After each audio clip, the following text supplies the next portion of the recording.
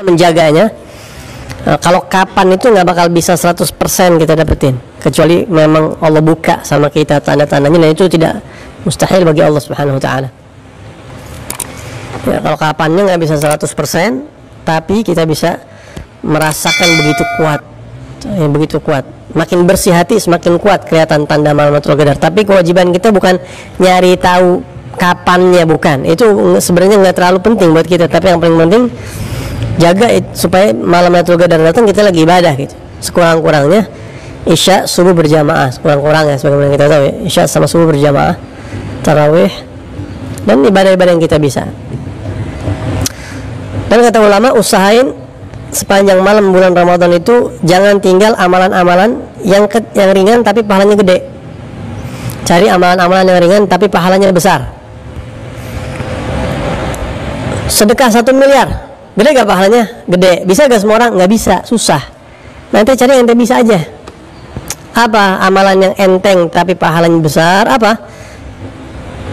Contohnya baca ayat kursi. Ayatul kursi ta'dilu ruba' al-Quran. Dalam riwayat dikatakan baca ayat kursi 1 kali pahalanya sama kayak seperapat Al-Quran. Berapa juz tuh? 7 juz setengah. Baca sekali ayat kursi sama kayak baca Al-Quran 7 juz setengah. Jadi kalau anda baca 4 kali kayak khatam Quran.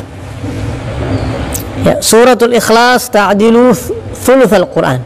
Baca Qul Huwallahu Ahad 1 kali sama kayak baca sepertiga Al-Quran, 10 juz. Kalimatani khafifatani 'ala lisan thaqilatani fil mizan habibatani lir rahman subhanallah bihamdi subhanallahil azim.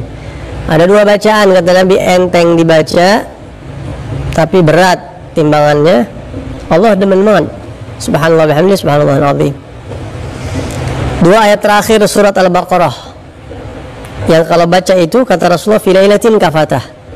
Baca satu kali di satu malam surat 2 ayat terakhir surat Al-Baqarah, maka pahalanya sama kayak ibadah semalaman, kata Imam Nawawi.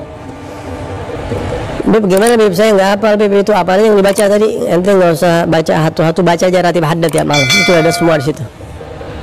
2 ayat terakhir Al-Baqarah ada, ayat kursi ada, subhanallah bihamdi subhanallahil azim ada, semuanya ada, qul huwallahu ahad semua ada. Jadi tiap malam baca ratib haddad. Itu amalan-amalan yang ringan-ringan tapi pahalanya segudang-segudang tuh. Segede apaan tahu pahalanya. Salat subuh berjamaah, Isya berjamaah jaga, kayak begitu ya, dan lain-lain sebagainya. Juga pesan Nabi Muhammad yang gak kalah pentingnya, kalau datang malam Lailatul Qadar, Siti Aisyah bertanya kepada Rasulullah, "Idza alimtu Lailatul Qadar, kalau saya tahu di satu malam datangnya Lailatul Qadar, madza aqul?" Saya baca apa ya Rasulullah? Yang paling bagus baca apaan di malam Lailatul Qadar? Ini dari Nabi loh. Kata Nabi, "Quli Allahumma innaka afuwun tuhibbul afwa fa'fu anni." Kalau ente tahu dapat bocoran ini malam Lailatul Qadar, baca apa? Baca ini, kata Nabi. Ya Allah, engkau Maha Pemaaf, suka memaafkan, maafkan aku. Baca itu. Jadi kalau datang malam Lailatul Qadar minta apa? Minta maaf sama Allah. Minta maaf sama Allah.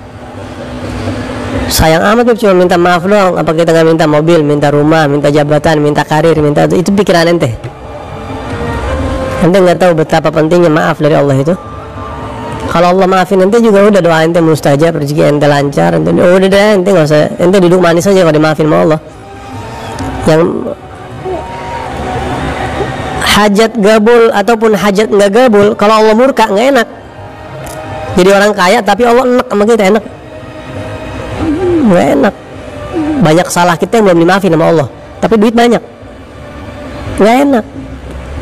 Tapi kalau Allah udah maafin kita, Allah udah ridhoin kita, dimaafin semua kesalahan-kesalahan kita, dihapus, bagaimanapun keadaan kita udah enak aja udah.